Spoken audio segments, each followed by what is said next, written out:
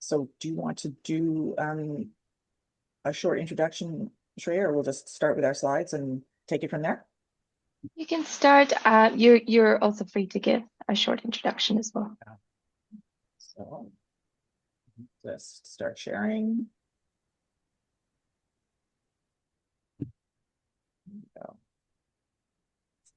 Okay. So I'd like to wish a good day to everybody, a good morning and a good afternoon and a good evening, depending on where you're logging in from. We have people from all over the world attending our webinar today, I think. My name is Jane Cooper, and I'd like to welcome you to this webinar on innovative teaching methods, improving literacy in crisis contexts, which is a webinar that CODE NGO is doing in cooperation with the Interagency Network for Education in Emergencies, INE. So who are the hosts today? So my name is Jane Cooper, and I am a knowledge management consultant working with CODE. And Malvern Madupu is a program manager from CODE. And Shreya Shearman is from INEE. And I'll just let them each introduce themselves. Malvern, do you want to say who you are? Thank you very much, Jane. So my name is Malvern Maduku. As Jane mentioned, I'm the program manager for this teaching and learning in fragile context project that has been sponsoring the research grants. And I'll talk briefly about CODE a little later on after Shreya introduces herself. Thank you. Shreya, just tell us who you are. Yes. Hi, Jane. Hi, everyone. My name is Shreya. I'm the Research Uptake Coordinator at INEE and really happy to be supporting CODE and the team with this webinar today. Okay. So the first thing we want to do actually is ask Shreya to tell us a little bit about INEE. What is the organization and what's its interest in webinars like this? Yeah, absolutely. I think many of our attendees are probably INEE members, so forgive me if this is old information for many of you, but the Interagency Network for Education in Emergencies is an open global network of members working together within a humanitarian and development framework to ensure that all individuals have the right to a quality, safe, relevant, and equitable education. A big part of our work, especially within the knowledge and evidence team where I'm situated, is to ensure that the latest research, the latest evidence is reaching decision makers, is reaching all of our members so that practice and policy making in EIE can be increasingly evidence-based and evidence-informed. So partnering with CODE to bring these new pieces of research to you, to our membership, and to the EIE sector overall is really core to our mission of ensuring high quality education in emergency settings. So that's a really brief introduction to INEE. And as I said, we're really happy to be supporting this webinar today. Back to you, Jane. Okay, well, thank you very much. That's a good introduction. So now I'm going to ask Malvern to tell us a bit about our organization, CODE. We're a Canadian organization, and Malvern can give a bit of the history, and then he'll tell us a bit about the project in particular that sponsored the research we're going to talk about today. All right, thank you very much.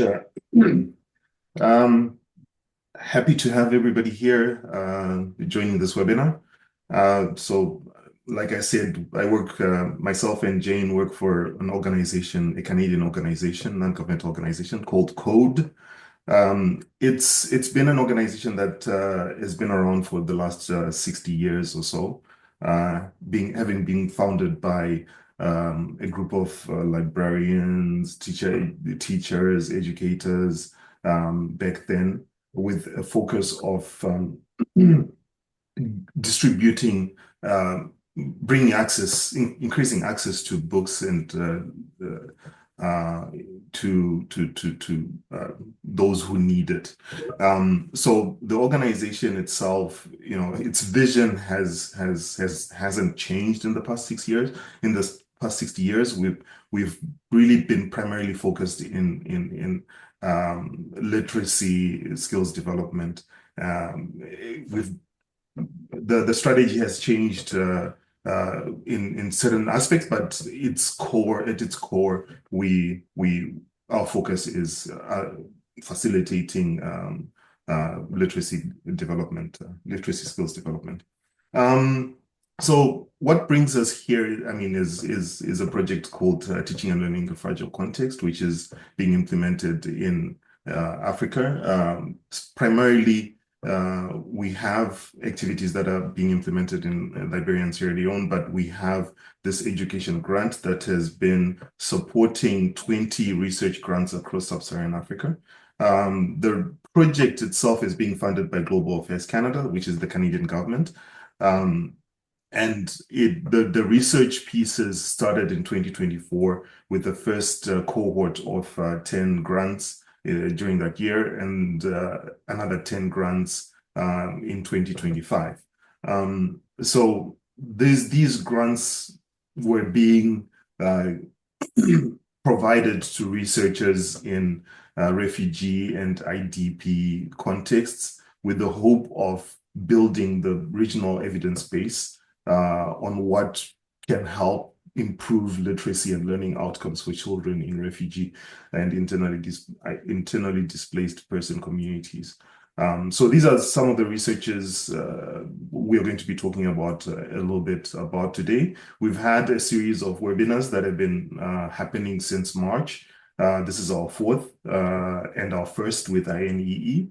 And we're really happy to have this opportunity to talk about the findings with you. Thank you very much, Jane. Thank you, Melvin. Okay, so I'm going to introduce to you now four academics from across Africa who have had grants with the TFLC project and have been looking at, in particular, these four academics have been looking at innovative teaching methods that work in contexts such as refugee camps and conflict-affected regions. So the first professor I'd like to introduce is Professor Muriungi, Professor Colomba Muriungi. So Colomba is a specialist in gender studies, literacy, and children's literature. She has mentored several researchers in this area, published extensively in her areas of specialization, and presented her work at several conferences. She has also done extensive field research, specifically in aspects of sexual reproductive literacy and education, access to education in relation to gender and other marginalized groups. Colomba has worked at various positions in her university. She's been the Dean of the Faculty of Humanities and Social Sciences at Chuka University in Kenya. And she is currently the Director of Quality Assurance. She has a BA from Kenyatta University in Nairobi and an MA and a PhD from the University of Witwatersrand in Johannesburg. And her research she's going to talk about today is around leveraging multilingual classroom realities for grade 3 learners in literacy development in Kakuma refugee context.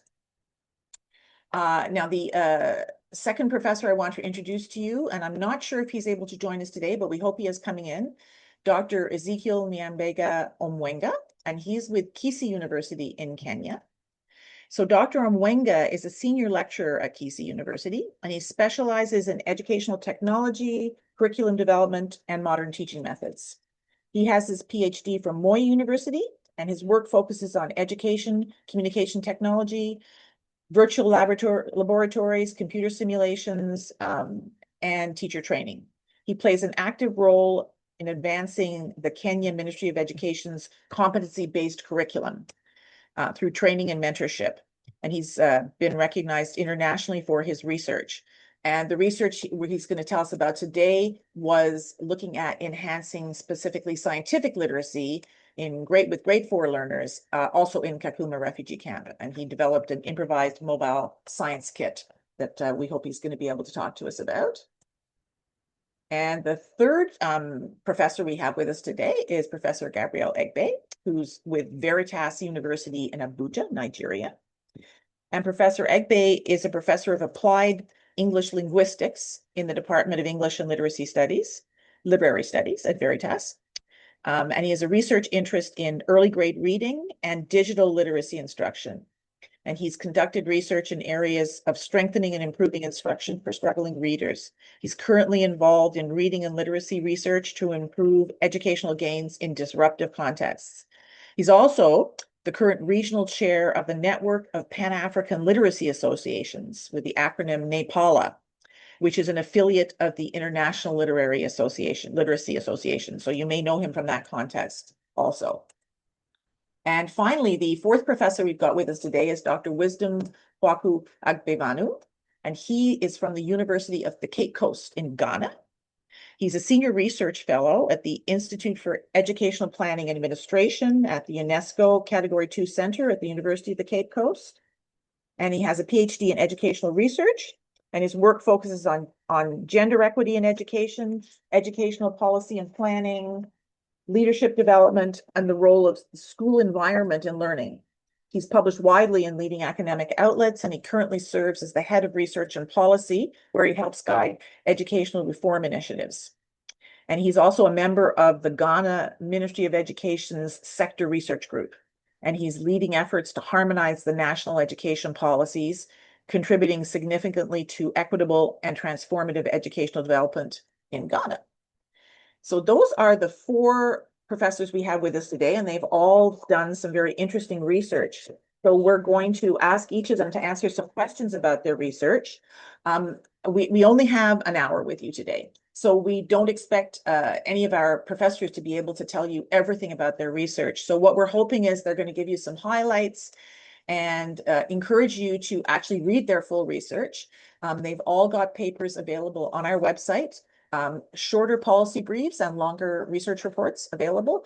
And Malvern's going to put in the chat the link to that webpage so that you can download the research and read for the details. But let's start with a discussion about their research. So I'm going to stop the sharing here because we want to see people's faces.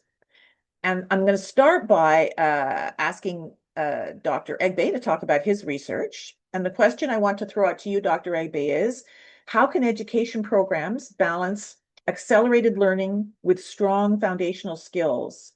And what practical strategies help children catch up without sacrificing early literacy basics? So if you could just tell us a little bit about your research on that subject. Over to you, Dr. Egbe. Okay, thank you so much, Jane, if you can hear me all. Yes. Thank you so much for this opportunity to share our research from Nigeria with the people around us. Our research tried to assess quality education among IDPs in northern Nigeria from the perspective of phonological awareness as a foundational literacy umbrella. We are aware that northeast of Nigeria has been the epicenter of Boko Haram insurgency and all manner of terrorism acts in Nigeria. And so our research is domiciled in one of the context areas that an IDP camp in Abuja, that is the Federal Capital Territory of Nigeria. Those people in the IDP camp are IDPs drawn mainly from northeast Nigeria, mainly Borno State, Adamawa State, and Taraba State. And so they are camped in Abuja in the refugee camp. Now, what is interesting about this environment is that the IDPs in that camp, on their own, arranged to organize a school as volunteers. So the school was established by the IDP persons, and the teachers are drawn from volunteers among themselves, and one or two people from outside who was helping to support the school. So basically, that school does not enjoy any form of government support.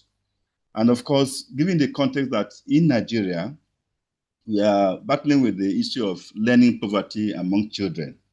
So you can imagine what will happen if in the normal school setting, children are struggling to learn, what happens in children in the IDP camp. So the children in IDP camps invariably have what I will call double jeopardy. You know, they are not studying the normal classroom. The normal classroom have issues about learning poverty. So what will be the situation of those children in the IDP camp? And so it was that kind of scenario that we thought that it was important for us to intervene to see how we can accelerate learning within the short period the children have that is a little bit stable in that IDP camp.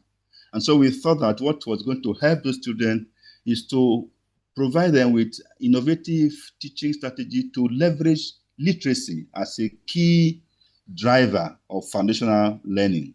And we believe that if children are exposed to early literacy instruction that is properly, systematically, and explicitly around evidence-based models, that these children who are in these disruptive contexts are likely to learn faster, better, even within a short time. And so we set up that research, and we had to, first of all, provide capacity for the teachers to expose them to phonological awareness instruction that has been proven to be evidence-based of how to start children off in literacy. And because we believe that if children can have a strong start in literacy, then learning other subject areas, whatever discipline it is easier for children to navigate those areas easily. And so we provided the teachers with capacity building for 5 days on how to deliver phonological awareness instruction. And then, of course, we had to do a pre-test for the children to see where they are in early literacy. And then we did a post-test after that. And from the findings we have, which, as Jane has said, you can go and read up, it was very obvious that if children are exposed to explicit phonological literacy instruction, they are likely to have a head start in reading. And we believe very strongly that reading is the first button in like somebody's dress. If the first button is not put properly, the rest of the button will not just fit in. And so the findings of our study clearly indicate that children who are exposed, even in that disruptive context, to early literacy instruction using phonological awareness are likely to do better in their reading profile. We also discovered that it didn't have to do with whether the children were male or female. Both gender benefited equitably and inclusively in the instruction that we delivered. We also discovered that, yes, the teachers don't have the capacity. And so the workshop we provided for them gave them a head-on on how to deliver phonological awareness instruction, because prior to our entry, the only way they knew how to teach literacy and reading was just to recite the alphabets. That was what they were doing. But after our intervention, they now saw that there are more effective ways of teaching children how to read and how to navigate early reading through phonological awareness. We also discovered in that study that no matter what we do, the children in those context areas are destabilized, they are traumatized. And so there are certain needs that they have to have for them to benefit from any form of instruction. And so we also did an assessment of their psychosocial needs to find out where they are and what can be done. And it will interest us that basic things like food, they expect food, just to have food to eat so they can stay in class. And any day that parents are able to give them food to come to school, you see the excitement in their faces, and they tell you that they are able to learn better on those days. Another day that they're not sure of food, they're not sure of what to eat, they don't find any joy in learning.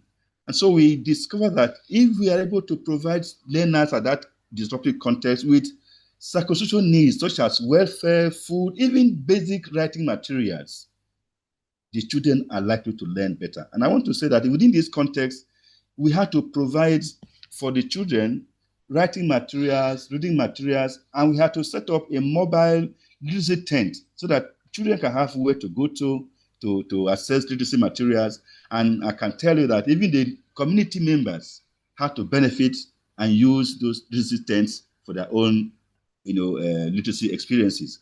So our conclusion at the end of the day is that if government, especially the government of Nigeria, can't institutionalize research policy frameworks that addresses education in emergencies, because like I said at the beginning, those camps, that school is not known by government, it's not supported by government, it is volunteers, the IDPs themselves who are running these schools through their goodwill and charity of those who care, like people like this research intervention that provides them with a means of giving the school education. So we are making the case that government should have a framework, in line with the Kampala Convention, to have a policy framework on education in emergencies in Nigeria. Because, like we have noted, we have over 3.6 million refugee and displaced persons in Nigeria.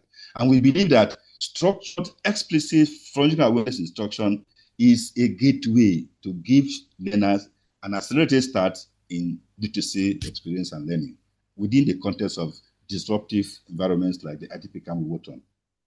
Okay, well, that's great. That's a really good introduction to your research. Thank you very much for explaining that. So I'd like to now throw it over to Dr. Muriungi, who also in Kenya also is a country that has very large numbers of refugees. And Dr. Muriungi was working in Kakuma refugee camp. And we're going to ask her to talk a bit about what sort of changes are needed to make multilingual teaching approaches such as translanguaging work at scale. How should teacher training and language policy adapt to multilingual refugee classrooms? So we'll throw it over to you, Professor Muriungi. Thank you, Jen. Yes, like you have said rightly, we worked in Kakuma refugee camp with my two colleagues, Sister Josephine and Dr. Georgia Dima. I'm with George here, and we want to present our research together, which was on leveraging on multilingual classroom realities for grade 3 learners in the Kakuma refugee context. Those who don't know about Kakuma refugee camp, it is a camp for refugees from Congo, Rwanda, Ethiopia, Sudan, and all the other countries where refugees are given safety. So there are schools there, that is where we did our research on translanguaging. For the benefit of everyone, I think the reason why we used to translanguaging is because when learners are allowed to use their own language, they understand better. But we want to make you know how translanguaging works. Translanguaging in the classroom context, it simply, in a simple manner, is allowing learners to use multiple languages to understand different concepts. This means rather than using English or compartmentalizing one language or using one language, the teacher just comes to class and strategically allows the learners to use their home language, their one, their two, to negotiate meaning. So when they use these languages, they are able to understand different ideas, complex ideas, so that they can bridge the gap between their home language and the school language. So the reason why it is important to use translanguaging in the classroom is because in that context, there are so many learners there who are speaking different languages. And when children cannot understand the language of instruction, then they get frustrated or they lose motivation. And research has shown that the Kakuma refugee camp has low performance because of the learners there, because of the language of instruction in Kenya. So what did we do? We did a pilot study on the use of translanguaging in that context. And we first prepared the translanguaging module that instructed the teacher on how to use that module in the classroom. And what we did is we selected four schools, 2 experimental schools and 2 control schools. At the beginning, we gave a pretest to 1 experimental school and 1 control school. And the intervention was the 2 experimental schools, they were taught using the translanguaging approach. Then at the end, we did a post-test on all the schools. Those results are the ones that tell us whether translanguaging or using of multiple languages, the mother tongue in the classroom to understand concepts works. And for us, we use the translanguaging approach to teach comprehension. So you give learners a comprehension in English, they read quietly, you ask them to go into groups to discuss in their mother tongue, and then one of the pupils reports back to the whole class in English. It's something like that in short. As we continue to give you the results of that, it is important to note for our viewers, no, the teachers do not have to understand the learner's language to use translanguaging. No, the teacher could speak English only, and they can teach use translanguaging to learners using Kinyarwanda, Congolese, French, Swahili, and everything. And the other important thing is when you use the translanguaging is you involve learners in co-creating meaning because they understand their language better. We got very important findings, which we'll share with you shortly, and we have already shared the results in the 14th PALFA conference, which was held in Lagos in 2025. Our paper has also been published in the ELA website and the CODE website. You can be able to read the detailed results there. And in September this year, we are going to share the same results in the conference in Johannesburg at the University of the Witwatersrand, where we will share our findings. Later, if we can get more funding, we can roll out the approach and escalate the use of the translanguaging.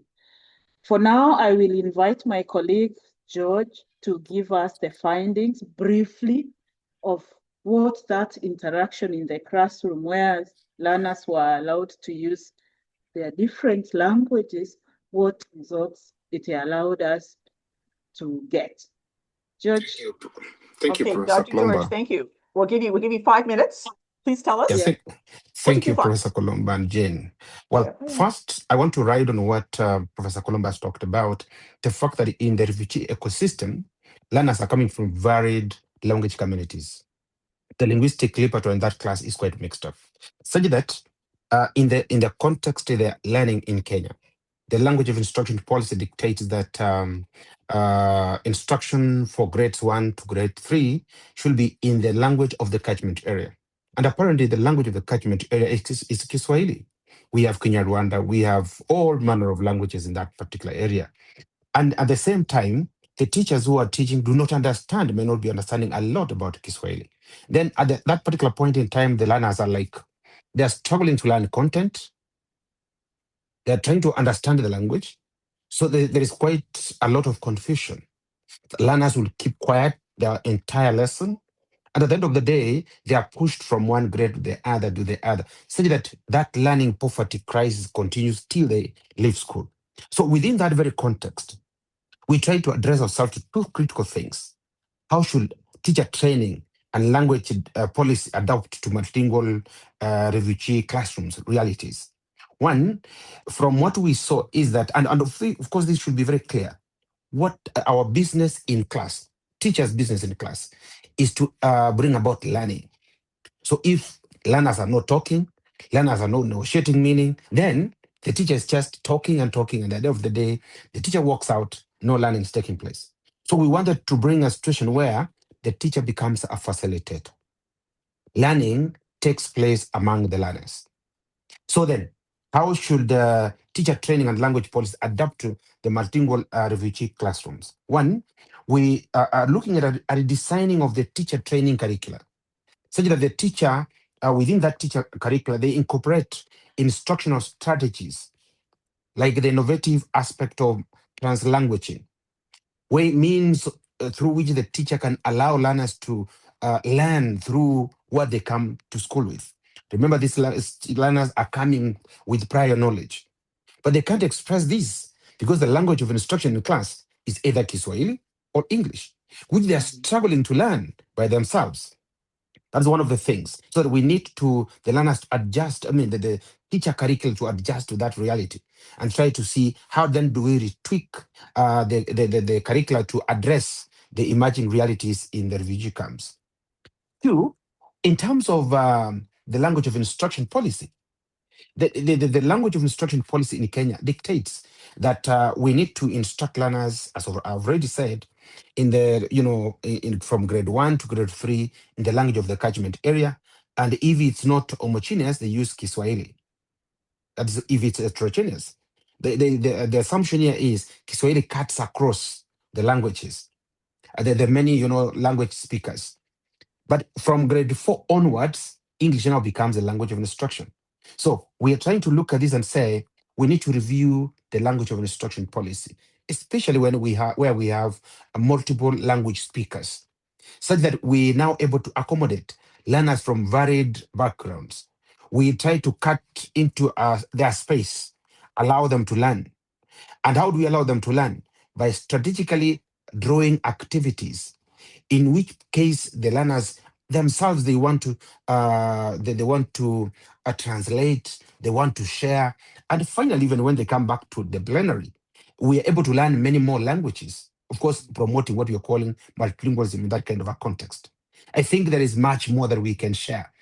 Do we have more time? But this is, of course, as my colleague has said, contained in our papers and in our presentation in the upcoming conference. Thank you. Okay, thank you very much, Dr. George. That's a nice, clear explanation of how things could be different in refugee teaching, definitely. So, okay, so the next I should just say we are going to have question and answer session at the end of this hour. So please do, when you have questions, put them in the chat, and Malvern's going to collect them up, and we'll be throwing those out to our guest lecturers at the end of the session. But right now, I'd like to throw a question over to Dr. Agbivanu from Ghana. So you were looking at a region where conflict is actually happening at the moment. And so we're really interested to know what sort of strategies you found teacher using in a conflict zone in Ghana and, that might be used in other places. So we'll throw it over to you, Dr. Agbivanu. And you're muted. Thank you, Jane. We are also pleased to be part of this webinar, and we are a team of 6 members, and our study looked at how education stakeholders experience and sustain literacy education in conflict-affected areas, particularly Boku municipality in Ghana, Upper East region. And we have realized that Ghana has made a lot of progress in terms of access to education. But if you take Boku, what remains there is that that context is fragile and then highly unstable, marked by recurring ethnic and chieftaincy conflicts. And you would realize that in such an environment, schooling is repeatedly disrupted by gunfire, fear, displacement, teacher turnover, and also materials shortages. So our study was conducted against this backdrop, where we focus on critical but unexplored questions regarding stakeholders actively responding to how these conflicts inspire disruptions, and then how they can sustain literacy in this situation. So we conducted a phenomenological study informed by human agency theory, using head teachers, learners, and parents, and also school improvement support officers across 5 basic schools in the Boku municipality. So our findings revealed that conflict has severely undermined literacy education through school closures and interrupted lessons, psychological distress, and then shortages of teachers and among others. So regarding how teachers are keep working in this environment, you realize that there are a number of things that they are doing to keep going. And this has to do with a combination of community protection, personal resilience, and deep professional dedication.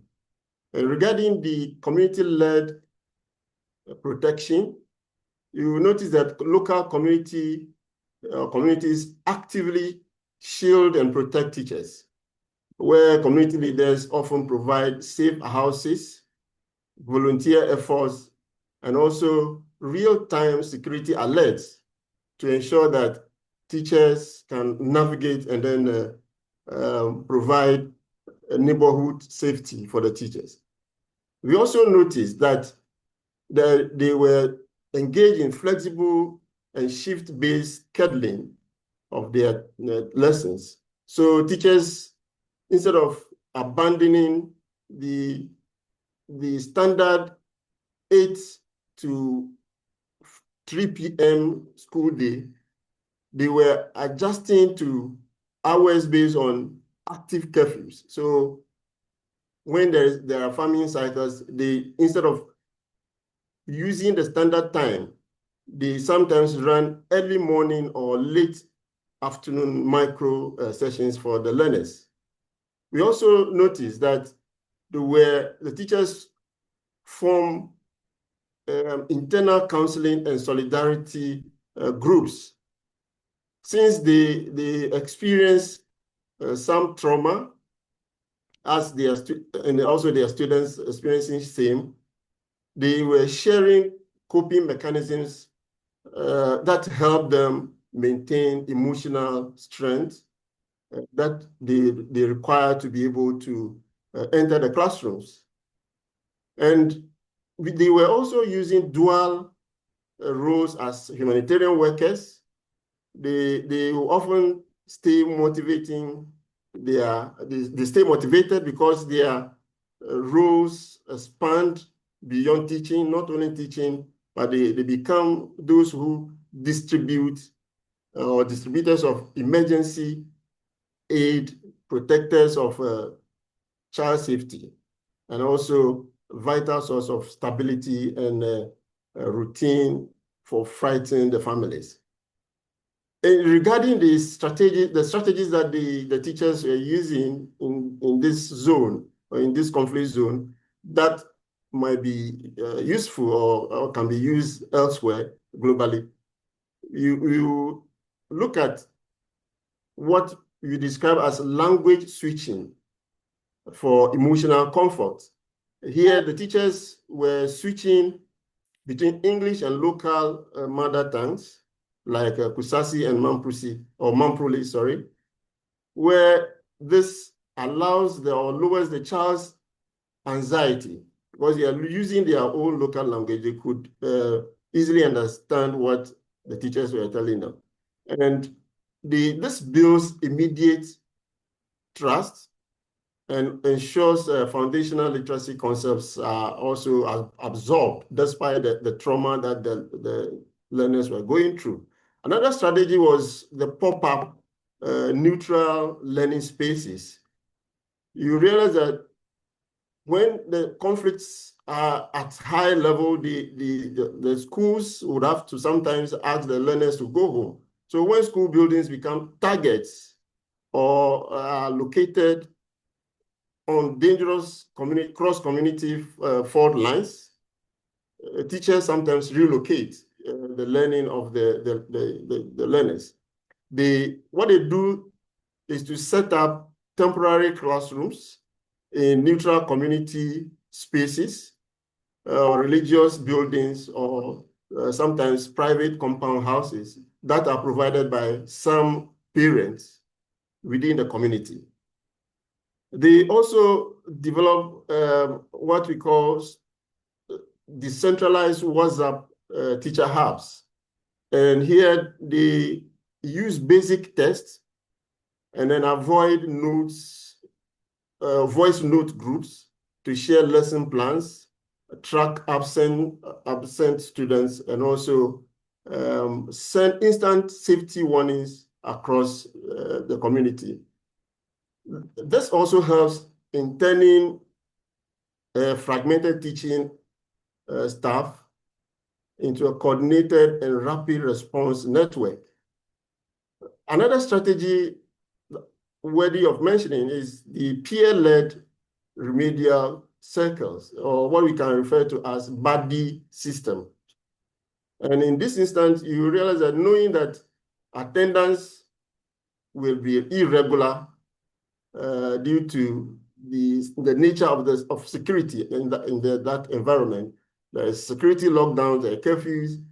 Teachers, what they do is to train older or more advanced students to lead small, steady groups in the immediate neighborhoods of the learners.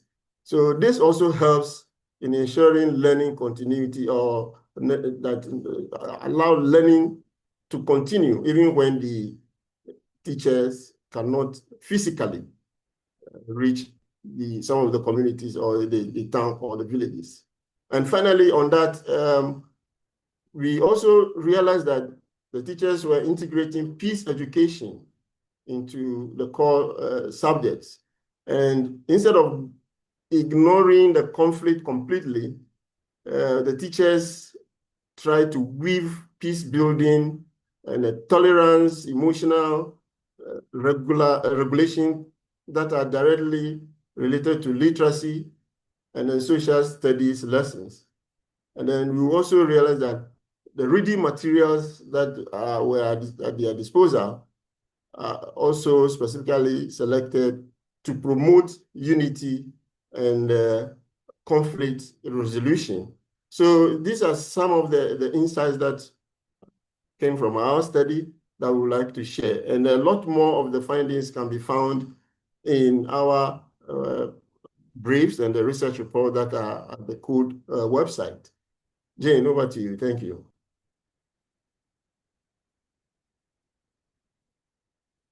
You're on mute, Jane.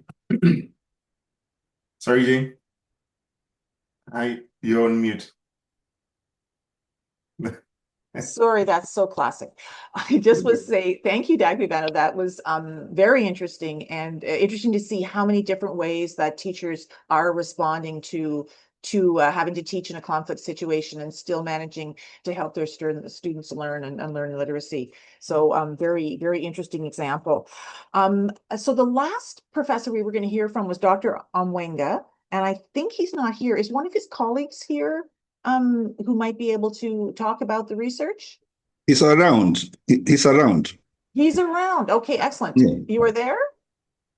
I think he joined and he dropped off, but I see from the chat there's somebody called Evelyn who's saying Dr. Omwenga is present, but okay, Dr. Omwenga, Dr. do you want to Omwenga, just if you're speak up? available, can Do you we need join? to recognize Okay. you? Do I need to click on the There he raised is. hand He's to let joined. you in?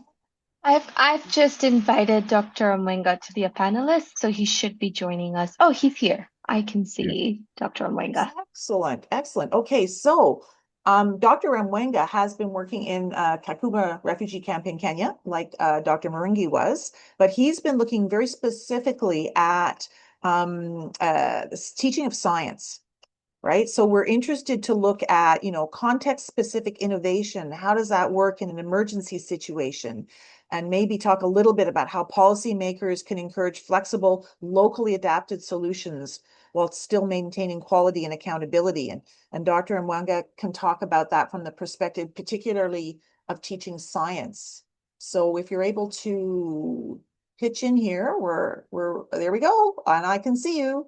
Okay, you're muted, but I can see you, Dr. Mwanga. So we'll invite you to talk about your research. So you're muted. Okay, I'm in a very noisy place. I hope the noise will not disturb. Okay, I think we can hear you. Speak loudly. I was traveling. Oh, uh-oh. Oh. Okay, you dropped, but you were there. Hello. Okay, that's good. We hear you. You hear me? Yes. And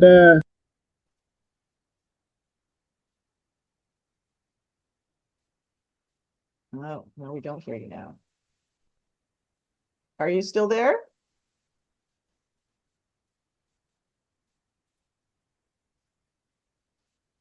Okay. All right, so maybe we'll, while Dr. Omwenga is trying to connect, we might take some questions. let me try to change position. Oh, now I can hear you. Now I can hear you. You can hear the background noise. That's okay. It's not bad. Okay, thank you. If you can hear me, I'm happy to hear that. Okay, so yeah, tell us about your research. Okay, now we were three and we did the research on trying to come up with teaching, learning resources which can be used to teach, to improve science literacy. We realize that in our Kenyan situation, especially in the semi-arid, like Kakuma refugee camp, there are challenges of getting resources. The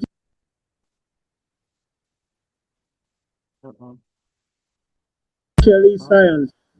And in the CPC context, science is very crucial, and it is important because many of the decisions that the people take at home, the kind of work,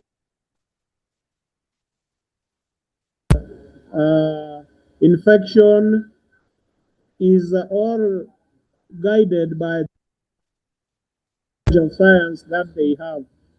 But we realized that in teaching science, the resources are not there, especially in the arid region where it is dry, animals are not there, plants are not there, and most of the science that is taught is about using materials for animals and using materials from plants.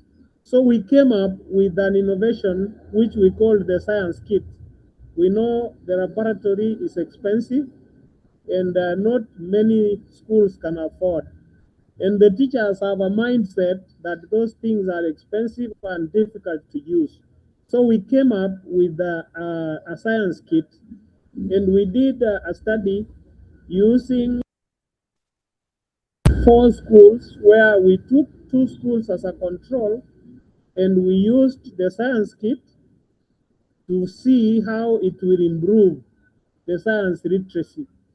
We discovered that the teachers were motivated to use it, and they observed that the resources we gave them motivated the learners to participate and to grasp the science concepts, which seemed to be difficult because we used everyday things that they see, like the flute.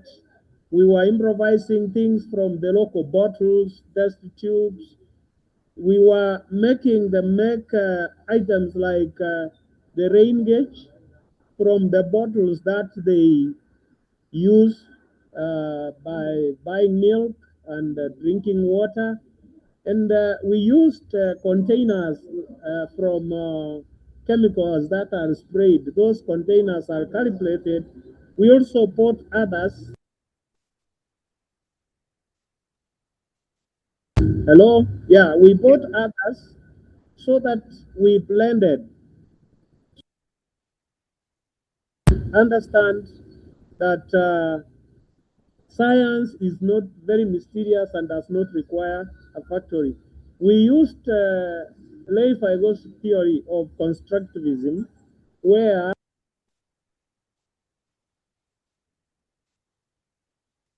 with the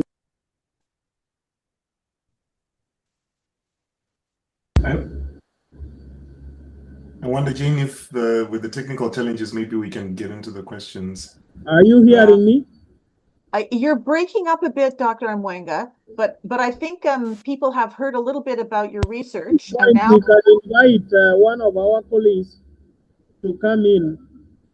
Well, we're getting a little short for time here. We want to go to questions, and I think the important thing to tell people now is that they can read your paper, which describes how you use the science kit, and then you can see a good picture of the science kit there, and it's all on our website. So thank you for coming in on your road journey and joining us. Now we're going to go to questions. So Malvern's going to pick up some questions from the chat and throw them out to appropriate researchers. What sort of questions do we have, Malvern?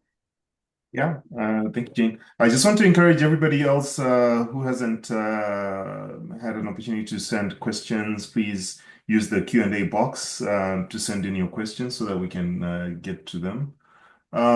So there's a question for Dr. Colomba and Dr. Andima about the translanguaging. The question is, in situations where teachers are not yet trained and do not understand the child's language, what can they do immediately in the classroom to make sure translanguaging is actually supporting learning? Okay, thank you, Marvin. Like I said, Ellen, the teachers do not have to know the child's language.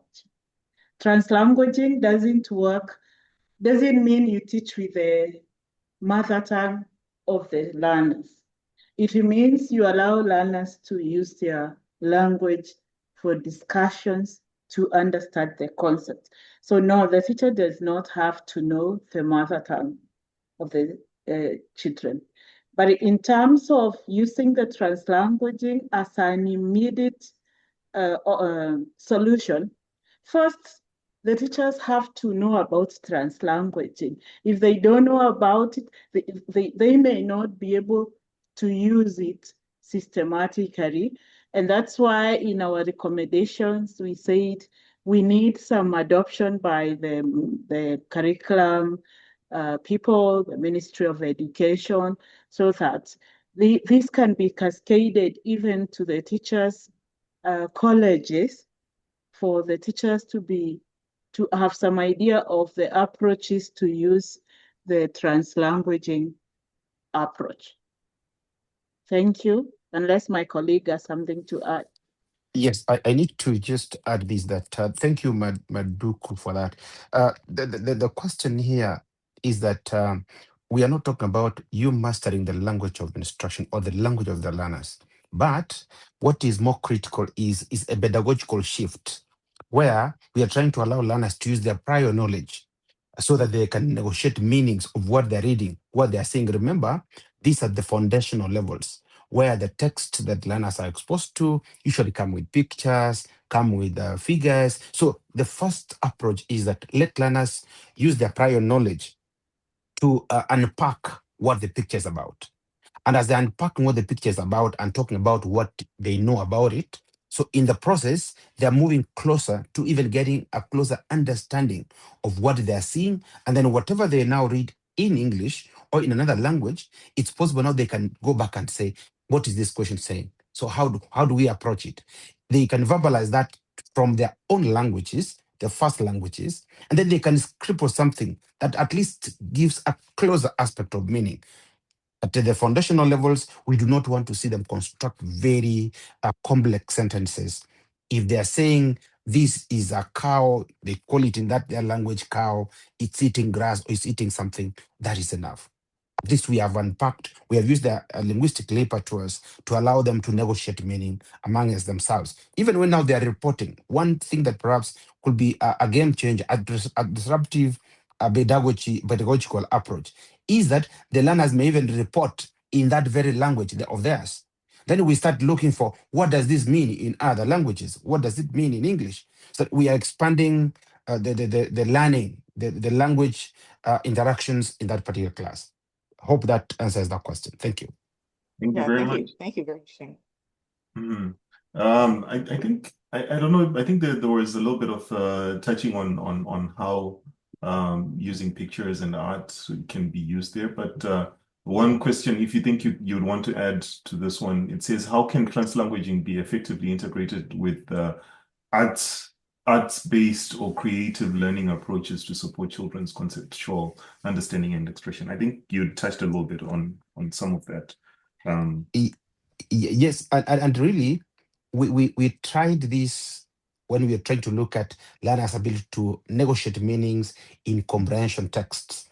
But it's possible we can use translanguaging much more than just in English. We can use it in other content areas. We can use it in religion, in science, because what our focus is, can we allow learners to negotiate meaning of what they see, of what they experience? So that now we bring learning into the classroom, not bring learning from the teacher to the learner, but allowing learners to evolve, learning to evolve from the learners.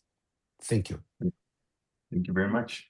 This one is a general question to wasn't directed to anybody. While we're emphasizing teachers and their instructional practices, where do you see the role of peer-to-peer learning, particularly as it relates to, okay, this is also, again, around translanguaging between children from different backgrounds?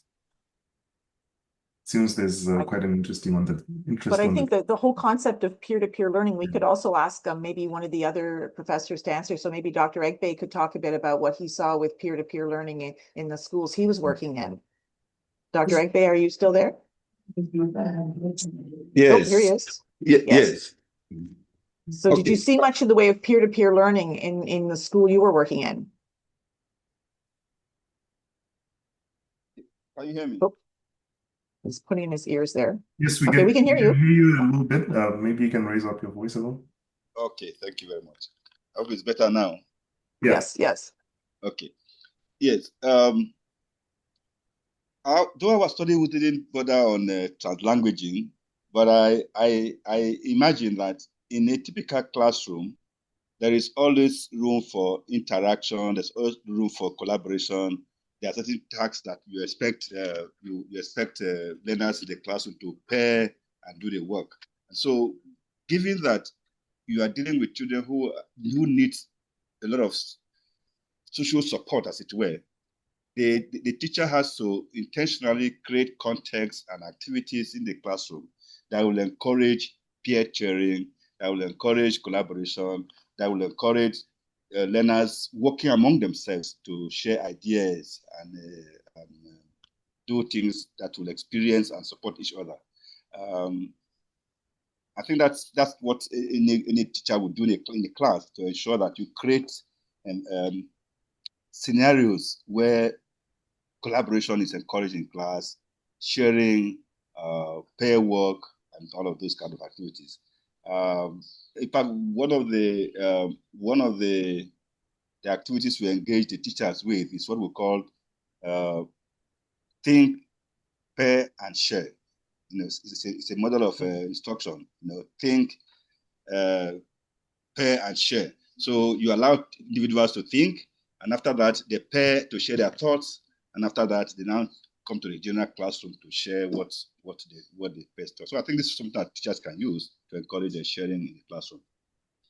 Right. Jen, I can respond on that further. Yes. On the, you want to add, Dr. Muriungi, please? Yeah, on the peer learning, actually, translanguaging is mostly about peer learning, because if you look at the module, it is a step-by-step. You introduce the concept, and at some point, you ask learners to sit in groups that have languages that are mutually intelligible. So they learn from each other in their own language, then they report back to the whole class in the language that everyone can understand. So yes, there is a lot of peer learning. Just to add on top of what Professor is saying, one interesting situation in that context where we had learners with varied ages. We had 9-year-old, and at one point we had some 19-year-old in grade 3. So you can see now the 9-year-old will be ready to attempt to practice English language, but the 19-year-old will always be shy. But when they went into groups, the 19-year-old could now be able to give them instruction. This is what we call it. And there was a lot of interesting interactions. So peer learning was one of the key things that we observed from our study. Thank you. Yeah, totally changes the dynamic in a classroom, doesn't it? In a good way. Yeah. Melbourne, can we maybe take one more question? We're getting to the end of our hour. So, Dr. Albano, please. I want to say a little on the peer-to-peer learning that has to do with the conflict context in our situation. I mentioned that where the student or the learners are unable to go to school because of the heightened conflict situation, what happens is that you see them coming together in one of their parents' house, somebody who volunteer, a parent who volunteer that yes, the learners can come to their home to be able to sit together and learn on their own. So I think just to reinforce, to emphasize that yes, the peer-to-peer learning also happen in conflict content is also a key thing or strategy that teachers make available for the learners to use. Thank you. Okay, thank you. Yeah, that's a good addition. Okay, so I know there's more questions there, but we have got to the end of our hour, and I don't want this to take up too much of people's time. So I want to thank everybody for participating today. It's been really great to hear from professors from 3 different countries across Africa who've put a lot of effort into doing some really strong scientific research and produced really good papers. Everybody's produced a long, detailed research report, and they've also produced a shorter policy brief for professionals who have less time to read. They're all available on our website, and we've put the link into the chat so that you guys can now, anybody who wants to read more, you can find some of the answers to your questions by downloading those papers now. Plus, of course, there's papers for all the other professors who had grants from this project on various topics around literacy education in emergency situations. And I want to thank INEE for hosting this, and maybe I'll throw this just over to Shreya to close up for us. Thank you, Jane, and a big thank you to all of our panelists and our really engaged audience. It's always really lovely to see people coming together and really unpacking the evidence and thinking about the implications for their own work. So I'm really happy to see some of the comments saying that this was a meaningful meeting. We hope to do more of this. We hope to really work more and more with researchers rooted in their communities, doing research for their own communities. So really happy that we were able to support CODE in this webinar, and the recording of this webinar will be posted to the INEE website, and those who registered over Zoom will also receive the recording in their emails. So please watch out for that. And as Jane and Malvern have mentioned, please do look at the link to see the full reports and the policy briefs that the researchers had developed. And I'm sure that you can always connect with them post this session with any further questions and clarifications. So thank you so much, everybody, for making it here today. And please look out for the recording. Thank you. Thank you. Bye. Thank you, everyone. Bye-bye. Thank you. Bye. Thank you. Good talking to you. Thank you.